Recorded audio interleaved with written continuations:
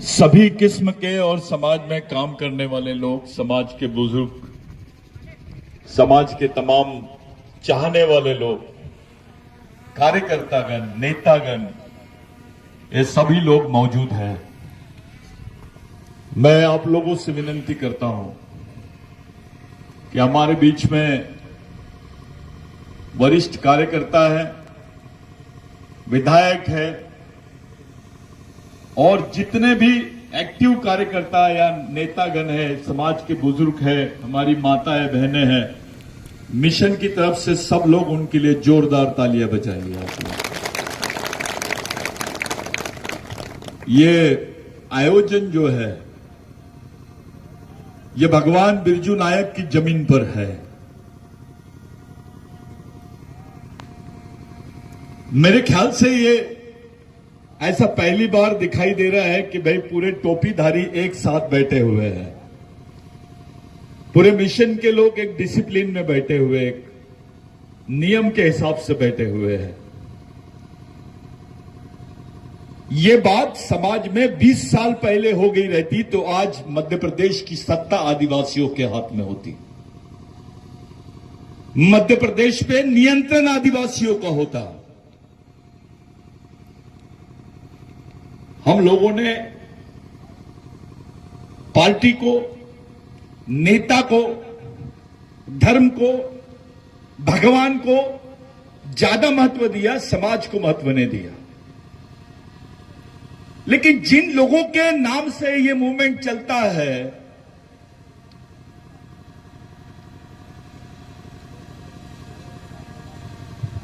जिन क्रांतिकारी महामानव भगवानों के विचारों से यह मूवमेंट चलता है, वो क्रांतिकारियों ने क्या किया? उनकी नजर में भगवान से भी बड़ा अगर कोई शब्द है तो वो है समाज। उन्होंने धर्म से बड़ा समाज को समझा है, व्यक्ति से बड़ा समाज को समझा है और भगवान से भी बड़ा समाज को समझा है। इसलिए ये लोगों ने अपनी जान निछावर कर दी समाज के ऊपर। अब बताइए मेरे को, समाज के लिए मरने वाले लोग बड़े हैं या समाज का नाम लेके जीने वाले लोग बड़े हैं? ये जो समाज दिखाई दे रहा है आपको आज, ये इन्हीं लोगों के भरोसे है, इन्हीं महामानव क्रांतिकारियों के भरोसे ये समाज जिंदा है। नहीं तो इसको निपटाने में पूरे लोग लगे हुए हैं देश के, जिनके हाथ में सत्ता है इस देश की, जिनके पास देश का सबसे बड़ा संगठन है, आरएसएस है उनके पास। वो लोग आदिवासियों को खत्म करना चाहते हैं। वो आदिवासी समाज की मान्यता को ही रद्द करना चाहते हैं इस देश में। आपकी मालकियत, आपकी आदिवासियत को ही नकारते हैं वो लोग। ऐसा क्यों? आखिर ऐसा क्यों चल रहा है इस देश में? वो एकाध परम पूज्य पंडित होता है जो जेल में काट रहा है, उसको वो लोग परम पूज्य पंडित बोलते हैं। जो मेहनत नहीं करता है उसको श्री श्री परम पूज्य ऐसा नाम लेते हैं उनका, उनको संत बोलते हैं, राष्ट्रीय संत बोलते हैं। जो है नहीं उनको संत और भगवान की उपाधि देते हैं वो लोग। और जो कौम सिर्फ मेहनत पर अपने आप को गुजारा करती है, जो समाज मेहनत पे जीता है, जिसका नाम आदिवासी है, उनको ये लोग वनवासी बोलते हैं, उनको जंगली बोलते हैं, उनको मालिक बोलने से कतराते हैं और साथ में ये भी बोल रहे हैं कि देश उनका है।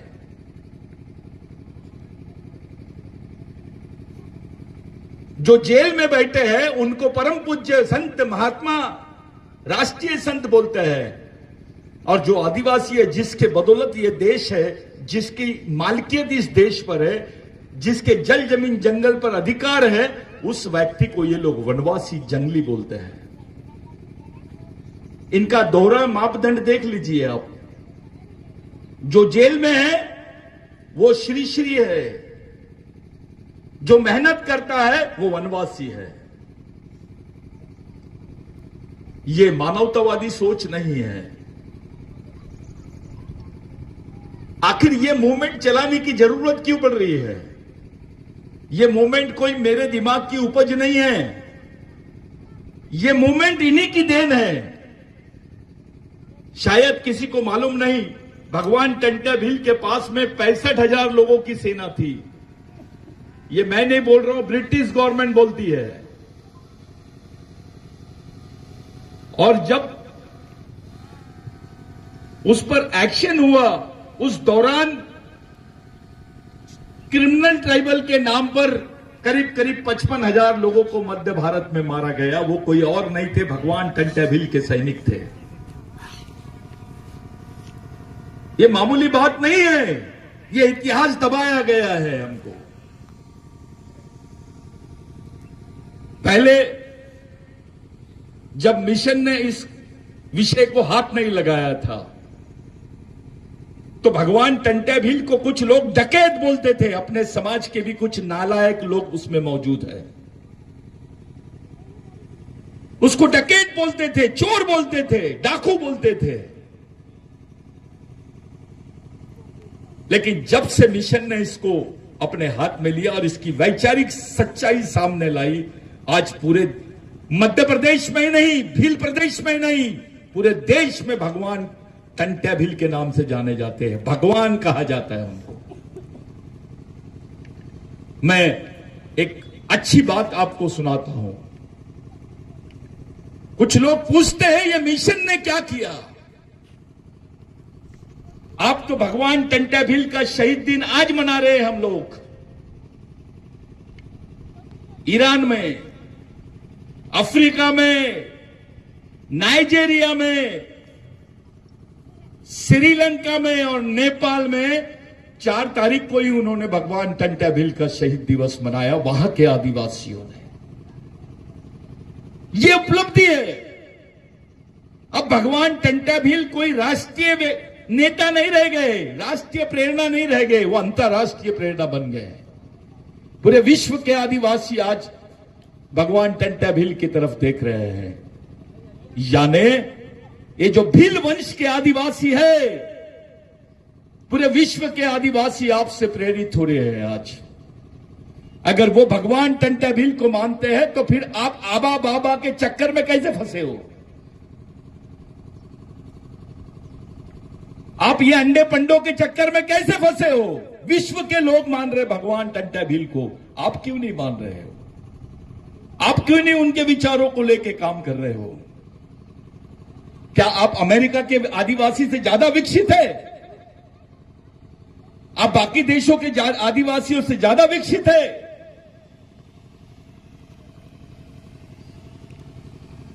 साथियों, ये चुनाव के दौरान एक बात मैंने अपने एक वीडियो में कह डाली।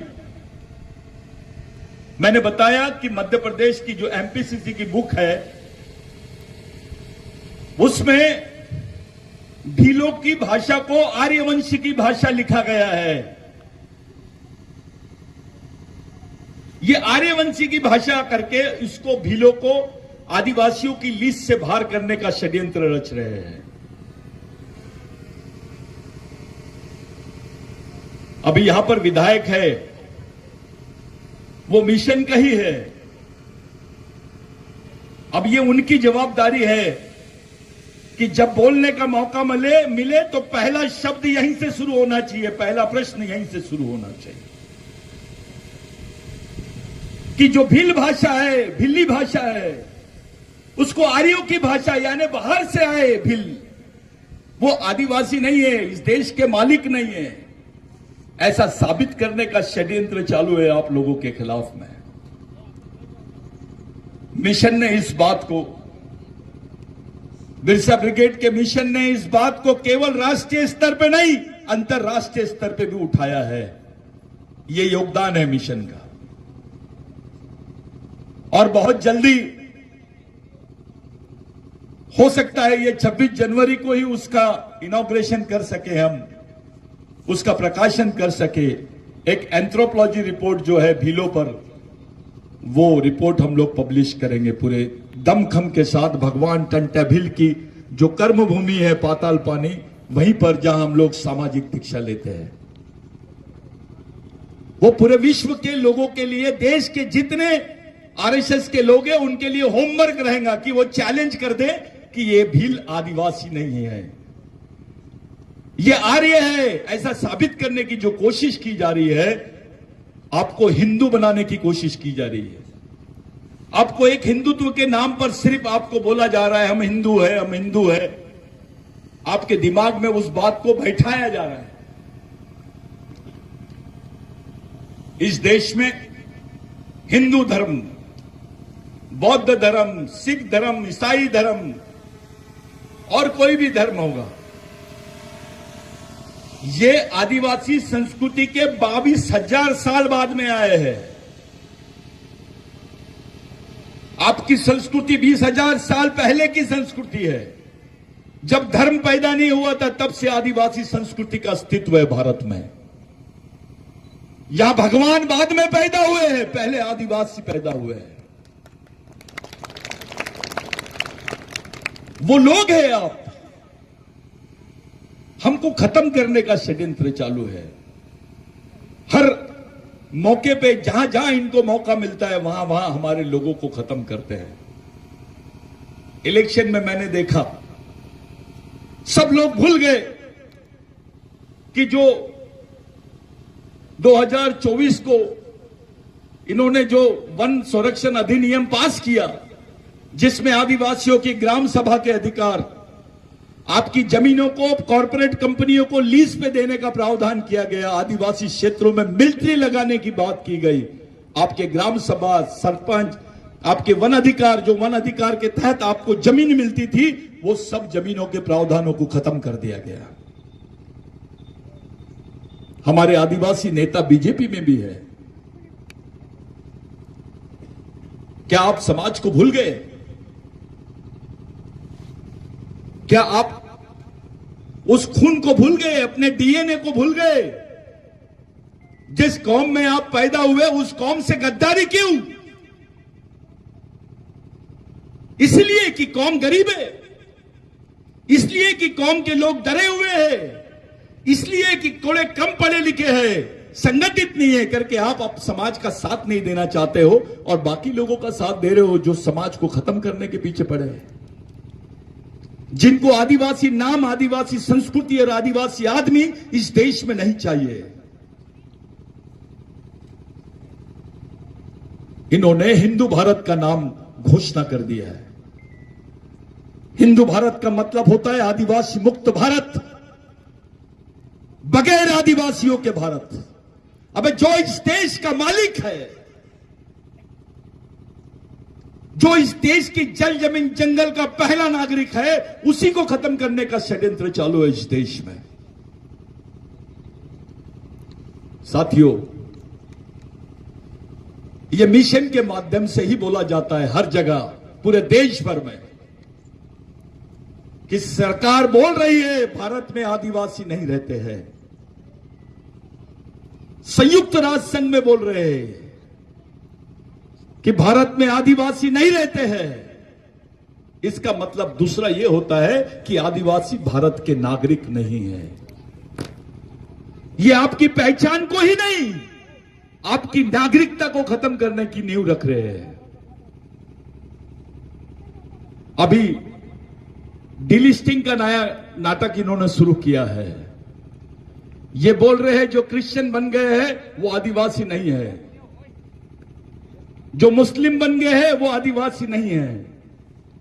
तो भाई मुस्लिम भी धर्म है, क्रिश्चियन भी धर्म है और हिंदू भी धर्म है। अगर आप ऐसा बोलना चाहते हो कि जो क्रिश्चियन है वो आदिवासी नहीं है, जो मुस्लिम है वो आदिवासी नहीं है, तो आप किस बिना पे बोलोगे कि जो हिंदू है वो आदिवासी है? क्योंकि आदिवासियों की संस्कृति तो बहुत अलग है। हां, यह बात सही है कि कुछ हिंदू भगवानों को आदिवासी मानता है, आदिवासी मुस्लिम पीरों को भी मानता है, आदिवासी क्रिश्चियनों के कोई चर्च दिखे उसको भी नमस्ते कर लेता है, उसको उससे कोई प्रॉब्लम नहीं है, सबका सम्मान करता है। हमारे बुजुर्गों को मालूम भी नहीं था, पढ़ना लिखना नहीं आता था, स्कूलों में जाते थे, उनके आगे हिंदू लिख देते।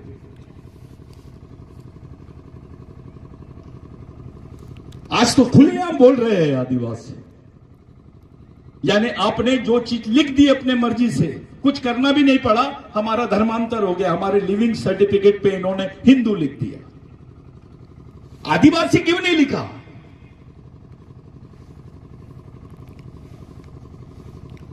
ये षड्यंत्र को समझने की जरूरत है। जो बच्चे आज बैठे हैं, कल इनका भविष्य है।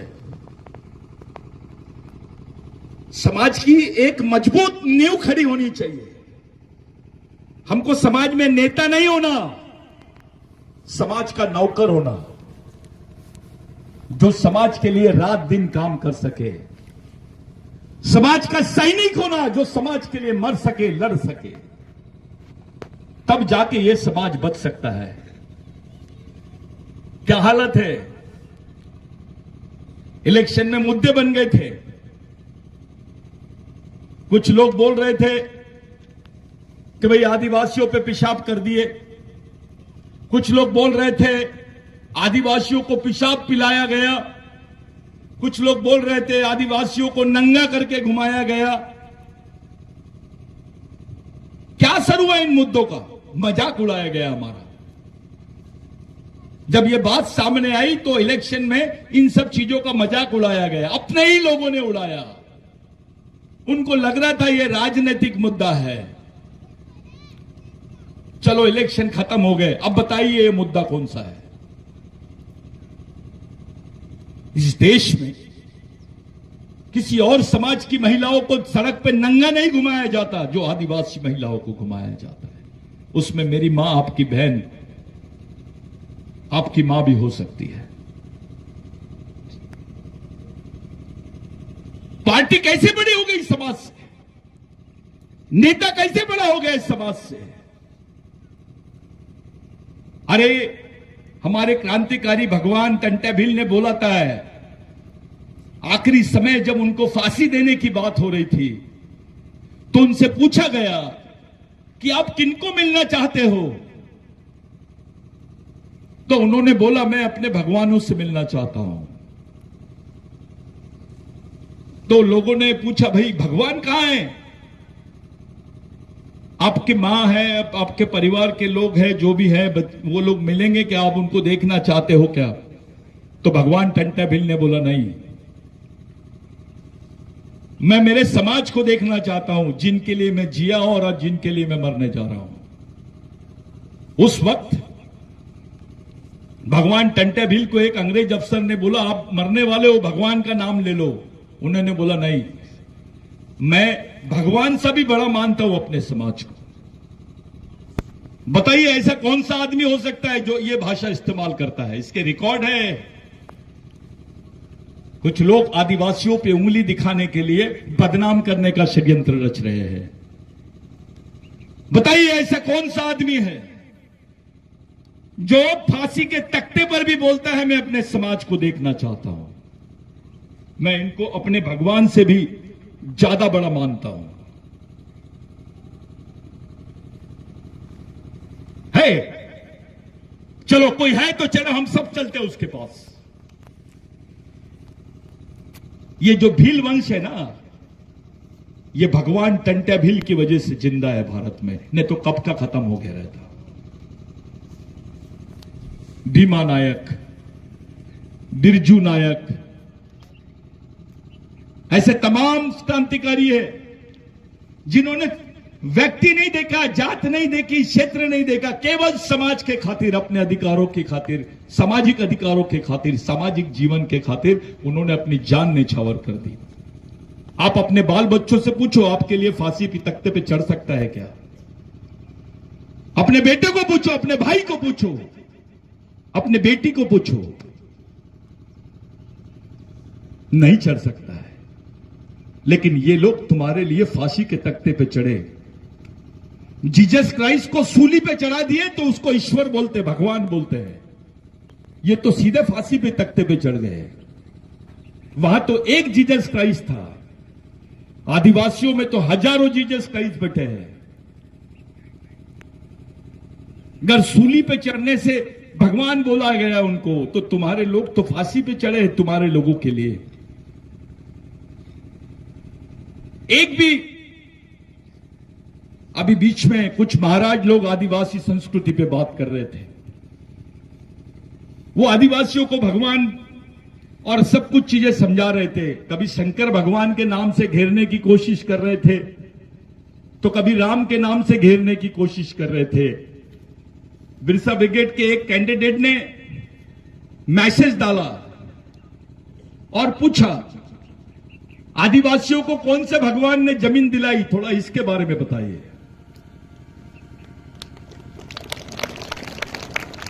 तो महाराज ने प्रेस कॉन्फ्रेंस छोड़ दिया और पीछे के दरवाजे से सीधे चले गए घर,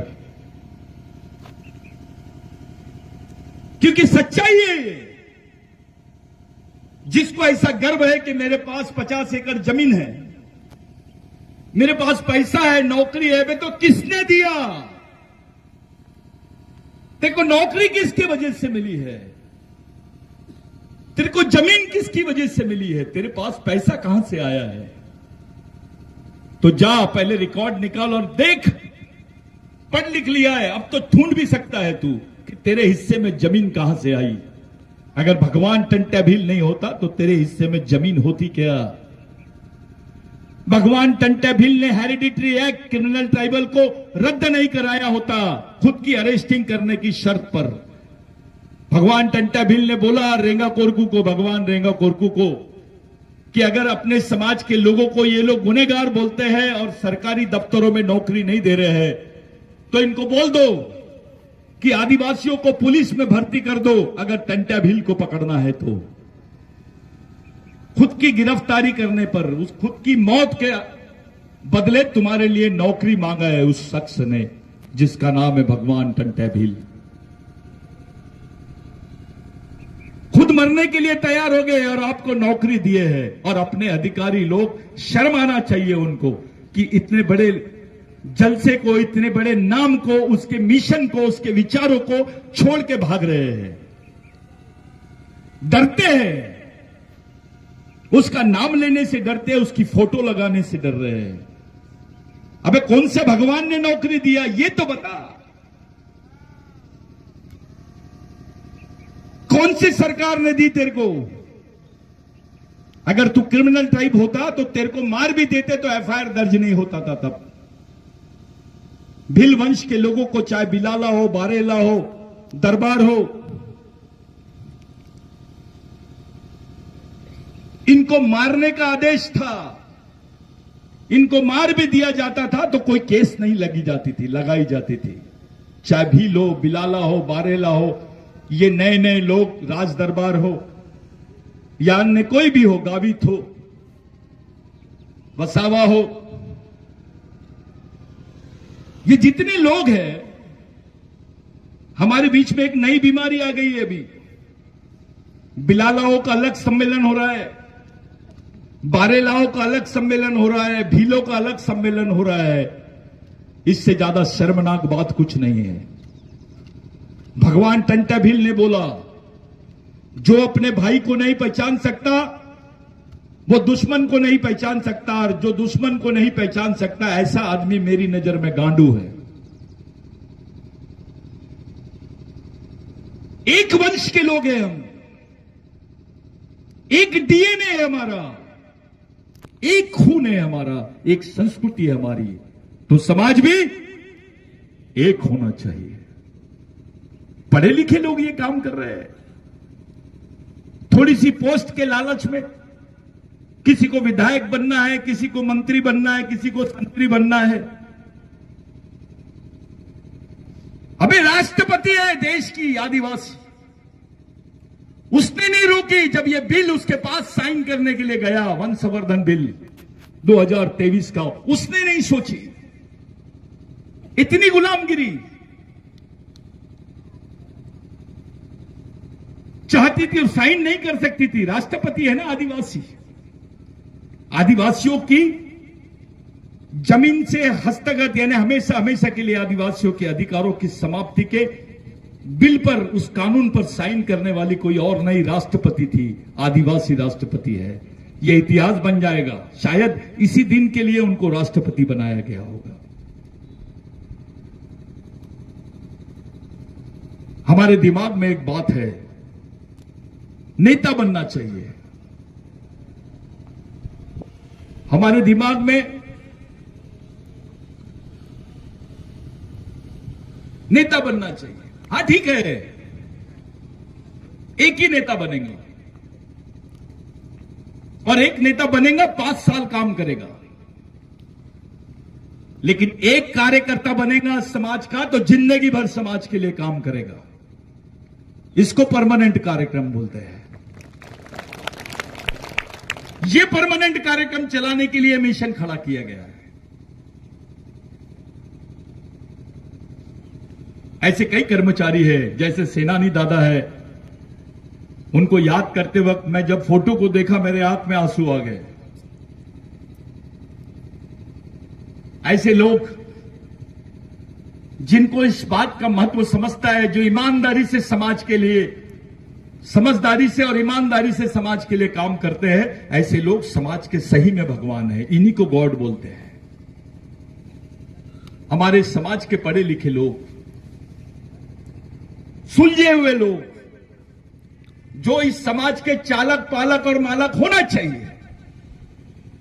जी for guardian, O for owner, D for driver, G O D god. लेकिन उल्टा दिखता है, डीओजी डॉग हो गया। वो जीओडी गॉड नहीं हुआ, वो डीओजी डॉग हो गया है। जो हमारा भगवान होना था वो हमारे दुश्मनों के पास कुत्ता बन गया है। क्यों भाई, ऐसी क्या मजबूरी है जो इस कंडीशन पे हम लोग खड़े हो गए हैं? इस अवस्था में आ गया है समाज कि हमारा ही भाई दुश्मन की सेना का सेनापति बन के आपके सामने खड़ा है। लड़ोगे किसके साथ? आप किसी भी पार्टी में रहो, आप किसी भी संगठन में रहो, लेकिन समाज के साथ ईमानदारी होनी चाहिए। समाज सबसे बड़ी चीज है। आप लोग एक महत्वपूर्ण प्रोग्राम का हिस्सा बन गए हैं। ये बच्चों को जो आज बैठे हैं, शायद इनको समझ में नहीं आ रहा होगा। जो बाहर बैठे हैं उनको नहीं समझ में आ रहा होगा, लेकिन जिनको समझ में आ रहा होगा वो दिल से सोच रहा होगा कि ये काम होते रहना चाहिए, जिले जिले में होना चाहिए, गांव गांव में होना चाहिए। क्योंकि अब कोई दूसरा आदमी तुमको ऊपर से आके बचाने वाला नहीं है। अब टंटा भील बचा नहीं सकता हमको, बिरसा मुंडा बचा नहीं सकता, वो आएंगे नहीं। लेकिन उनकी विचारधारा है जो हमको बचा सकती है, उनका सिद्धांत है जो हमको बचा सकता है। वो मर के भी हमारे बीच में जिंदा है, क्योंकि वो शहीद है। शहीद मरता नहीं। बिरसा मुंडा ने बोला था कि मिशन में आदमी बूढ़ा भी नहीं होता और मरता भी नहीं है। ऐसे कई कार्यकर्ता हमारे बीच में आए हैं जिनकी उम्र काफी है। कुछ लोग 70 साल के हो जाते हैं तो भगवान के मंदिर में भजन करते हैं, लेकिन ये 70 साल के होने के बावजूद भी समाज के बीच में जा जाके काम करते हैं। मैंने देखा हो, इनके लिए तालियां बजाओ। ये सच्चाई करने वाले लोग। या कुछ ऐसे अधिकारी भी हैं जो अपनी नौकरी को ताक पे रख दिए, काम कर रहे हैं, जिद है, कुछ करने की कोशिश कर रहे हैं। मैं उनको भी सैल्यूट करता हूं। हमारे बीच में कुछ नेता भी है, विधायक भी है, बहुत उम्मीद है उससे। विधायक बनना आसान है, जवाबदारी निभाना बहुत मुश्किल है। एक नई जवाबदारी की तरफ हमको जाना पड़ेगा। साथियों, हम लोग आने वाले समय में पिछली बार 26 जनवरी के दिन, भगवान टंटा भील के जन्मदिन के दिन, हम लोगों ने पाताल पानी में सामाजिक दीक्षा ग्रहण की, जिसकी चर्चा पूरे देश में होने लग गई थी। मीडिया ने उस बात को दबाया। वो ये सोच रहे थे कि जिसको डकैत बोला गया है, जिसको डाकू बोला गया है, उसके विचारों की दीक्षा ले रहे हैं समाज के लोग। यानी कुछ तो भी गड़बड़ है। टाइम्स ऑफ इंडिया के एक पत्रकार ने लिखा, ही वॉज नॉट ए डकैत, वो डकैत नहीं थे, he was a robin hood, वो मसीहा थे।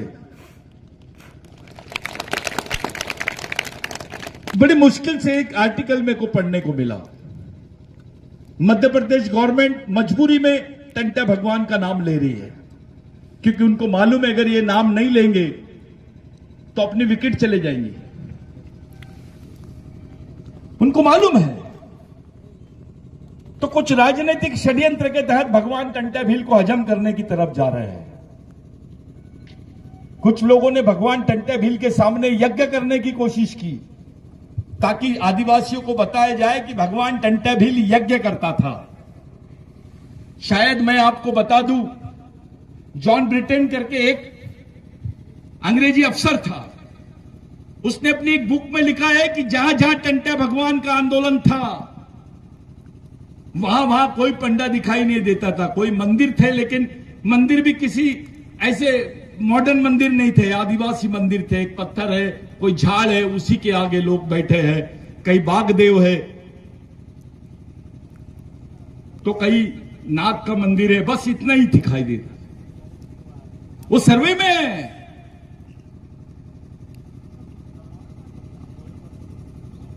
एक रिपोर्ट और आई, मैं आपको शेयर करूंगा व्हाट्सएप पे,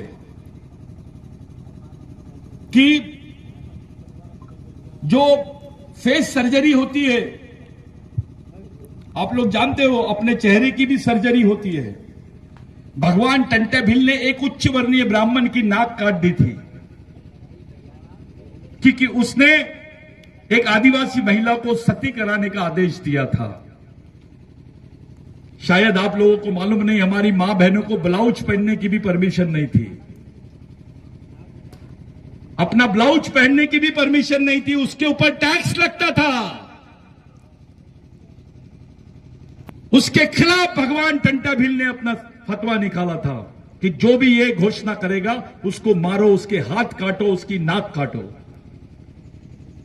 इतनी दहशत फैली कि हमारी मां बहनों को फिर ब्लाउज पहनने के लिए मिला, उनको कपड़े पहनने के लिए मिले। इसलिए भगवान बोलते हैं टंटा भील को।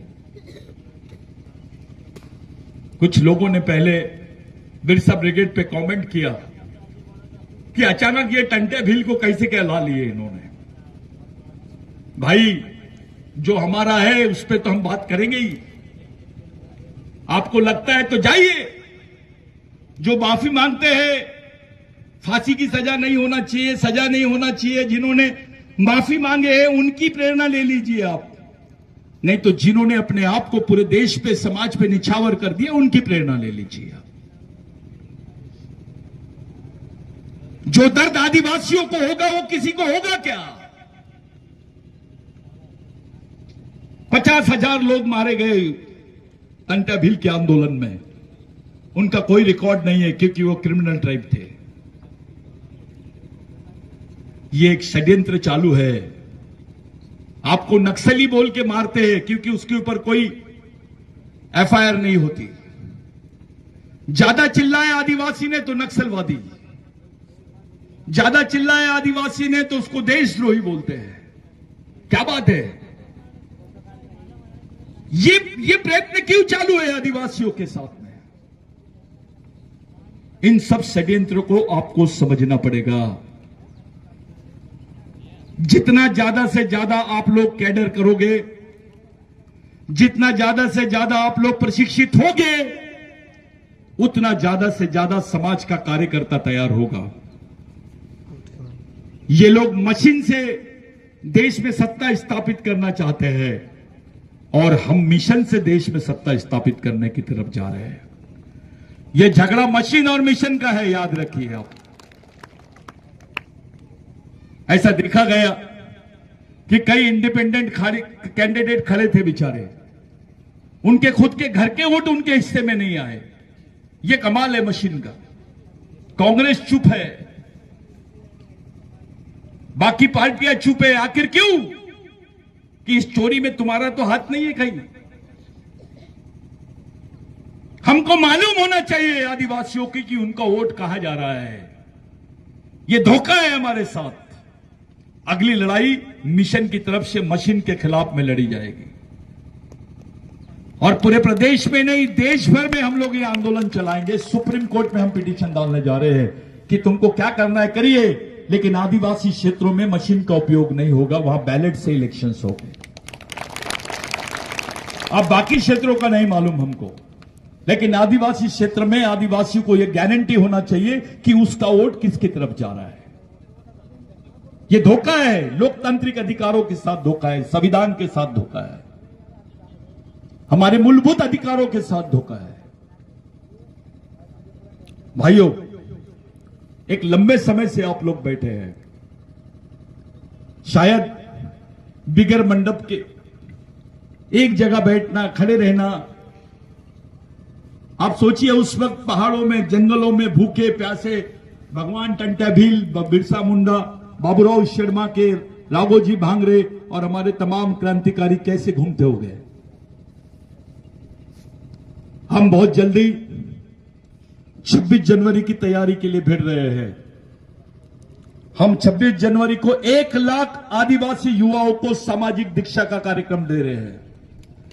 1 लाख आदिवासी, उसी भूमि पे जहां डॉक्टर बाबा साहब आंबेडकर पैदा हुए और उसी भूमि पर जहां पर भगवान टंटा भील की कर्मभूमि है, पाताल पानी।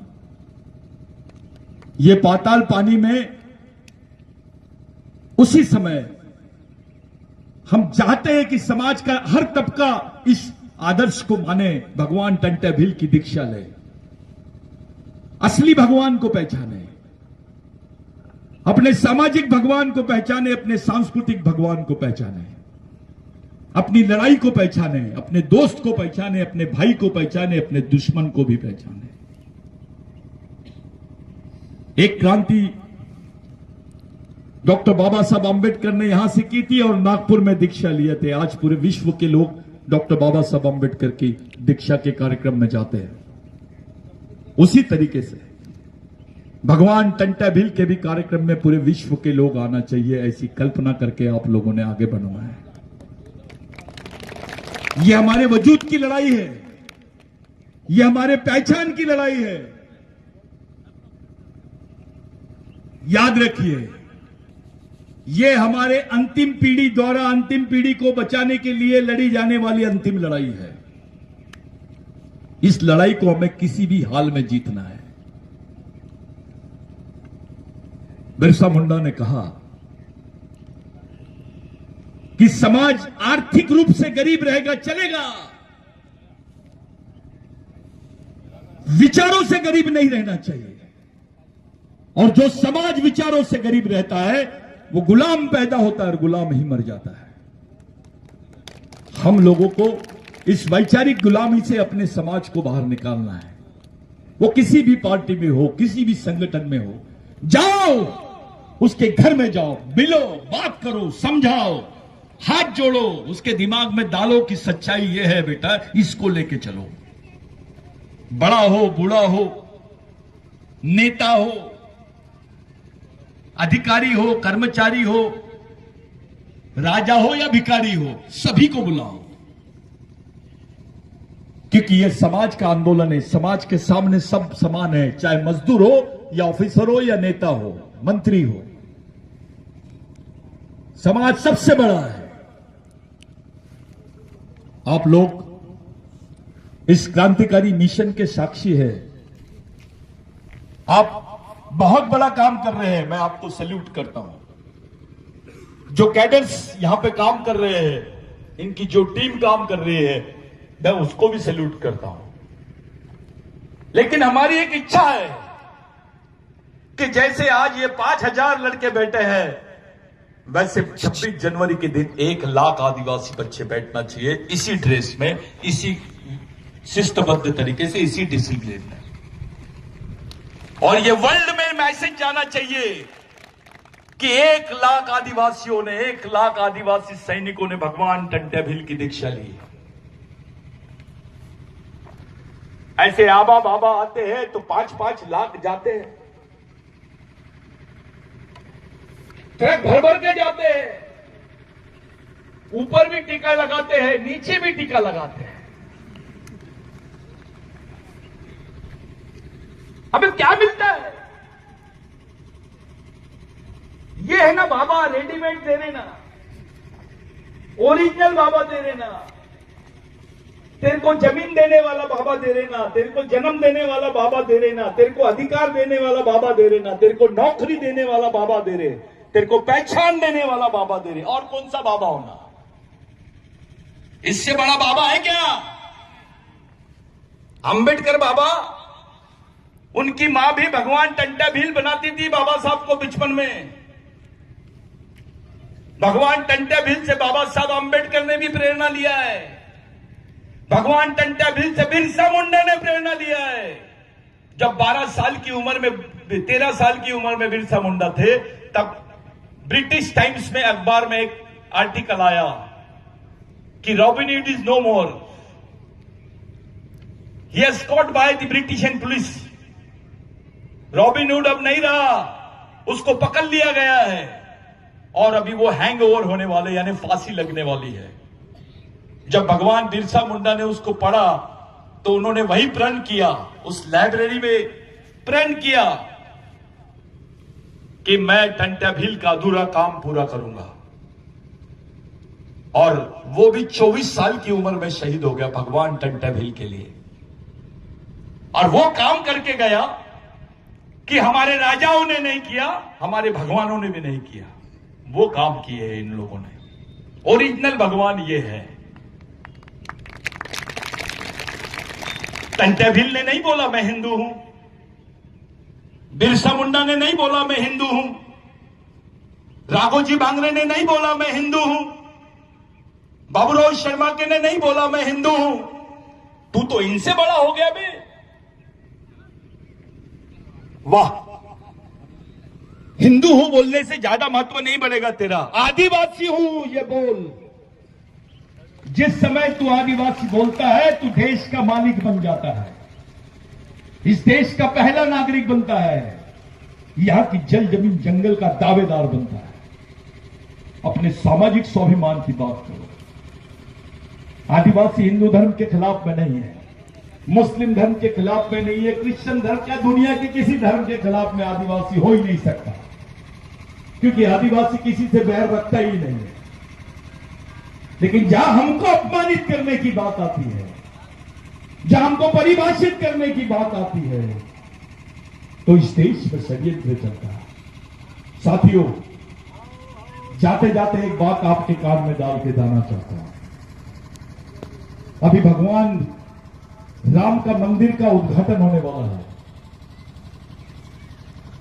सुप्रीम कोर्ट का आदेश आया था कि भगवान राम यहां पैदा हुए तो देश के प्रधानमंत्री और देश की सरकार भगवान राम का मंदिर बना रहे हैं। हमको खुशी है, बहुत अच्छी बात है, आपने कोर्ट के आदेश का पालन किया।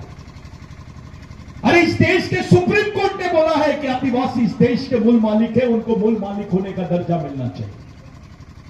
और इस देश की सरकार और प्रत्येक नागरिक का कर्तव्य है कि आदिवासियों को उनके प्रथम नागरिक होने का सम्मान देना ही चाहिए। सरकार क्यों नहीं बोल रही है इस पर? अरे ये देश तो आदिवासियों का है, भगवान राम का नहीं है। भगवान राम बाद में आए,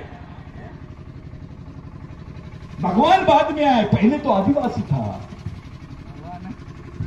जो जमीन का मालिक है उसी को न्याय नहीं मिल रहा है, और भगवानों को न्याय दे रहे हैं आप, इंसानों को नहीं दे रहे।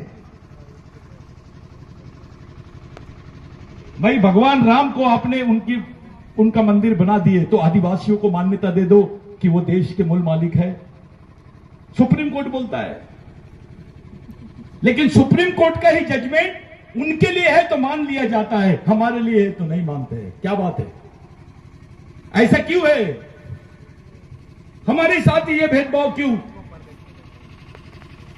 क्या बात है? आदिवासियों के साथ में ऐसा क्यों?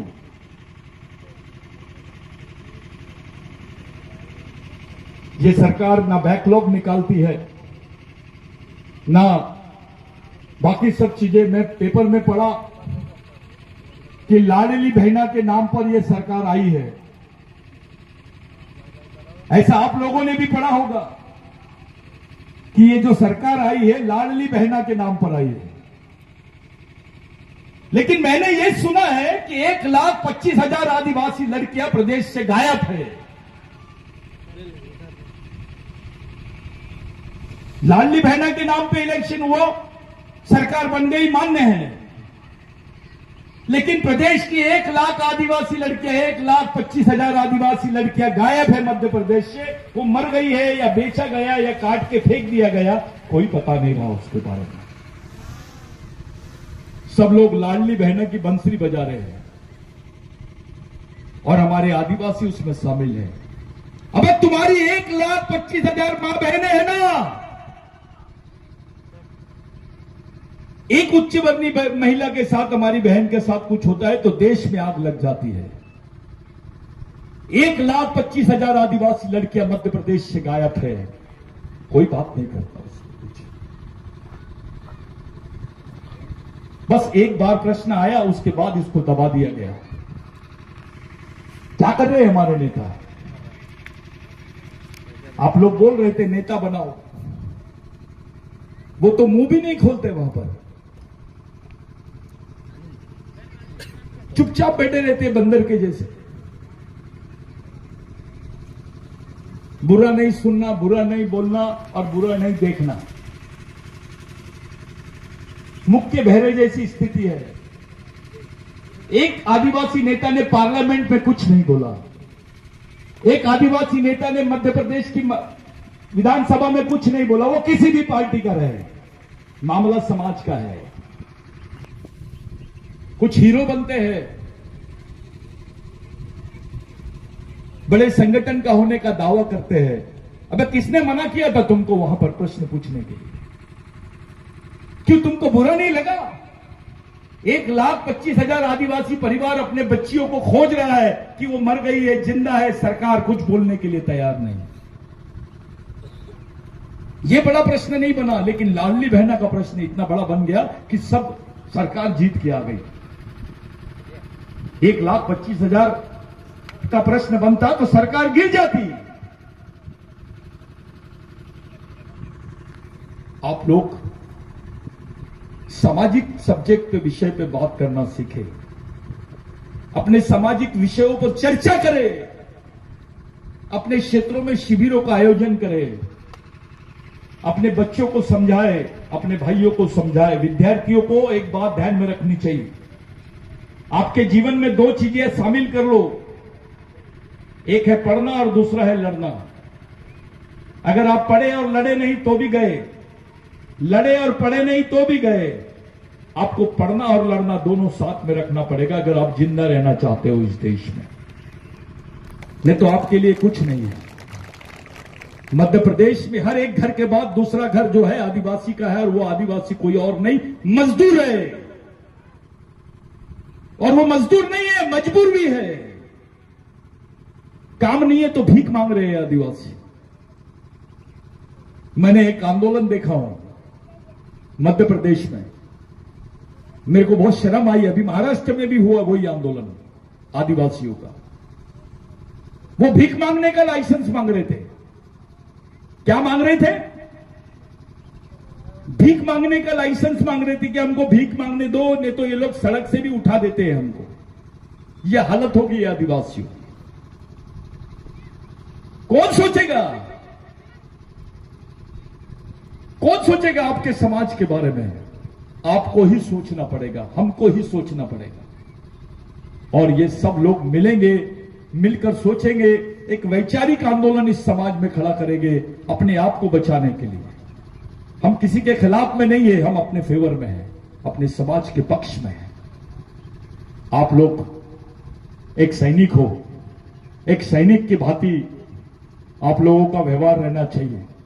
आपके दिमाग में डर नहीं दिखना चाहिए, आपके दिमाग में शर्म नहीं दिखनी चाहिए, आपके दिमाग में किसी भी टाइप का शर्म, किसी भी टाइप का डर और किसी भी टाइप का भय दिखना नहीं चाहिए। आपके दिमाग में एक आत्मविश्वास दिखना चाहिए, चेहरे पे आत्मविश्वास दिखना चाहिए, एक कॉन्फिडेंस दिखना चाहिए, क्योंकि दुश्मन आपको कंफ्यूज करता है। आपको अपने लोगों को कंफर्म करना है, कंफ्यूज से कंफर्म की तरफ लेके जाना है।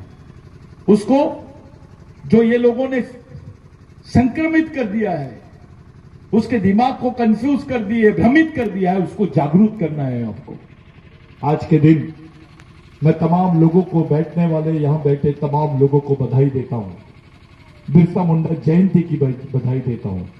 लेकिन साथों साथ हमारे भगवान टंट्या भील का शहादत दिन है, उसके उपलक्ष्य में कार्यक्रम है। हम याद कर रहे हैं यहां पर बिरजू नाइक को, भगवान बिरजू नाइक को। उनकी जमीन है ये। मैं खुद नहीं कभी सोचा था कि मैं यहां पर आऊंगा। मैं जब आ रहा था तो मुझे लगा मंडप होगा, जब मैं आ रहा था तो लगा मेरे को चेयर वेयर होगा, उधर से देखा तो ऐसा लगा क्रिकेट का मैच चल रहा है क्या। फिर जब मैं नजदीक आते चले गया तब मेरे को समझ में आया कि टोपी वाले बैठे हैं और ये कुछ तो भी मकसद से बैठे हैं। तो साथियों, पूरे देश की नजर है आप लोगों पर और आपका मकसद बहुत बड़ा है। जिस व्यक्ति का विचार और मकसद, लक्ष्य और उद्देश्य बड़ा होता है, वो व्यक्ति बड़ा होता है। जिसके यहां पैसे होते हैं, गाड़ी होती है, वो बड़ा नहीं होता। जिसकी यहां सोच होती है, उसकी नीयत होती है, और जो सामाजिक होता है वो बड़ा होता है। तो एक बार फिर आप लोगों से मिलने का मौका मिला। ये तमाम लोगों ने इस अच्छे कार्यक्रम को, मैं इसको एक अच्छा कार्यक्रम नहीं मानता हूं, मैं एक तरीके से कैडर ही मानता हूं। एक शिविर ही है ये, कि कैसे बैठना है, कैसे रहना है, कैसे सोचना है, कैसे डिसिप्लिन में रहना है। ये धूप, छाव, बरसात, इससे कोई फर्क नहीं पड़ना चाहिए हमको। आने वाले 26 तारीख के लिए 1 लाख सैनिकों को हम लोग जमा करेंगे, और केवल भील, बिलाला, बारेला और ये नहीं रहेंगे, पूरे देश के आदिवासी आएंगे यहां पर।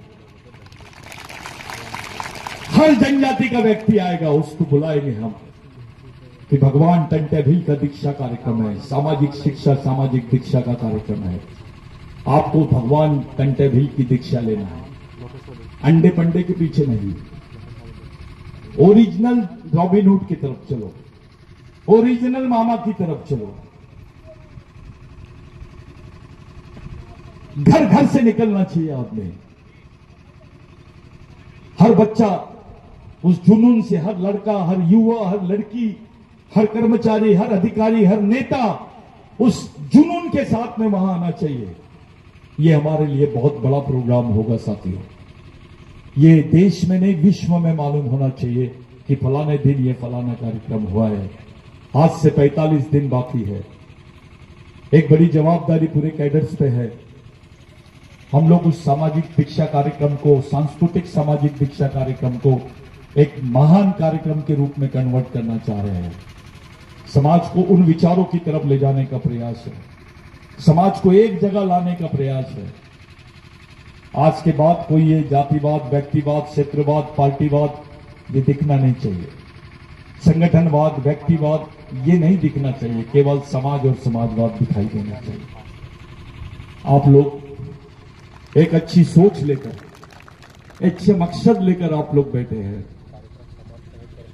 मेरे लिए, आप लोगों के लिए दिन बहुत महत्वपूर्ण है। मेरे आंख से आंसू निकले जब मैं आप लोगों को ऐसा बैठता हुआ देखा। किसी समय मैं सपना देखता था कि इस क्षेत्र में मैं आया हूं और कुछ कर रहा हूं, तो इसका रिजल्ट भी ऐसे ही कुछ दिखना चाहिए। कितने लोग हैं ये महत्व की बात नहीं है भाई, कैसे लोग हैं ये महत्व की बात है। लाखों लोग हैं और बैल बकरी जैसे, बैल जैसे जा रहे हैं, उनको कोई वैल्यू नहीं है। लेकिन मुट्ठी पर भी लोग अगर एक मकसद के साथ खड़े हैं और सोच रहे हैं, तो वो पूरी व्यवस्था को हिला के रख सकते हैं। इतनी ताकत होती है विचारों में।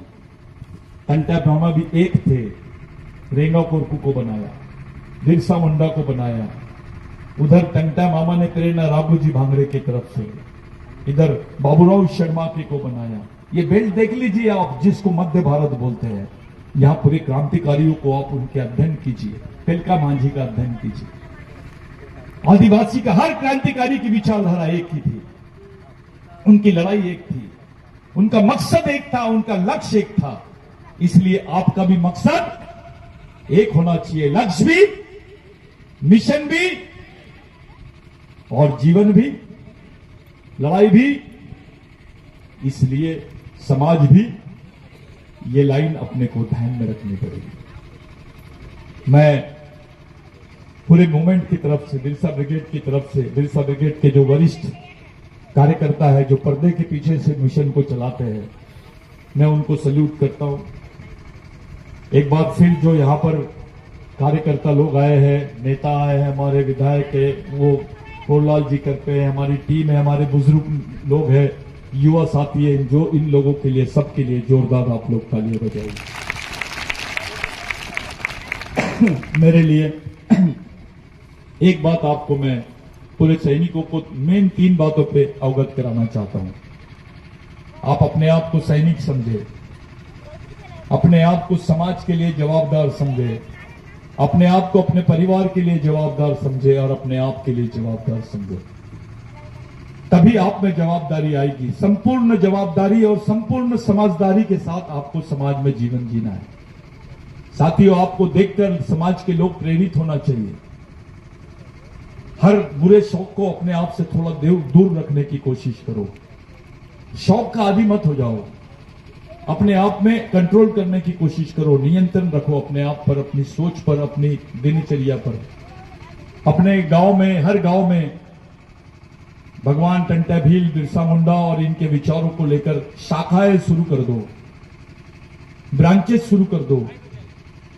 5 लोग हैं तो उनका भी शिविर लेना शुरू करो। आपको जितना समझता है उतना समझाने की कोशिश करो। ये जवाबदारी आपको स्वीकार करनी पड़ेगी। आज के दिन हम लोग एक नए मिशन के साथ, नई ऊर्जा के साथ भगवान बिरजू नाइक की जमीन पर यह शपथ लेंगे कि हम आज के बाद समाज के लिए जिएंगे, समाज के लिए मरेंगे, अपने परिवार के बारे में सोचेंगे, अपने आने वाली जनरेशन के बारे में सोचेंगे, अपने क्रांतिकारियों के मिशन को आगे बढ़ाएंगे। ये मेरा मिशन नहीं है, आपका मिशन नहीं है, ये हमारे टंटा भील का मिशन है, भगवान बिरसा मुंडा का मिशन है, ख्वाजा नाइक का मिशन है, राघोजी भांगरे का मिशन है, बाबा साहब का मिशन है, महात्मा फुले का मिशन है, शिवाजी महाराज का मिशन है। ये उन शहीदों का, महापुरुषों का मिशन है जो मानवता के लिए, समाज के लिए, मानव अधिकारों के लिए, सामाजिक पहचान के लिए, अपने अस्तित्व के लिए लड़ना सिखाती है। आप लोग एक महान मकसद की तरफ जा रहे हैं। मैं आप लोगों को एक बार सैल्यूट करता हूं और तमाम लोगों से विनती करता हूं कि अपनी जगह 2 मिनट के लिए आप लोग खड़े हो जाए। हम लोग मिलकर ये प्रतिज्ञा करें कि आज के बाद हमारे सामाजिक जीवन में परिवर्तन आना चाहिए। आज के बाद हमारे विचारों में परिवर्तन आना चाहिए। आज के बाद हमारी दिनचर्या में परिवर्तन आना चाहिए। हमसे दुश्मन भी सीख लेना चाहिए, उसको भी लगना चाहिए कि नहीं, मैंने भी इस मिशन में काम करना चाहिए। क्योंकि ये मिशन किसी व्यक्ति के, धर्म के, जाति के खिलाफ में नहीं है। ये अन्याय के खिलाफ में है, शोषण के खिलाफ में है, अमानवता के खिलाफ में है, गैर बराबरी के बराबर खिलाफ में है, विषमता के खिलाफ में है। साथियों, आपके लिए, मेरे लिए और तमाम लोगों के लिए, हाँ, तो हम सब मिलकर ये शपथ भगवान पे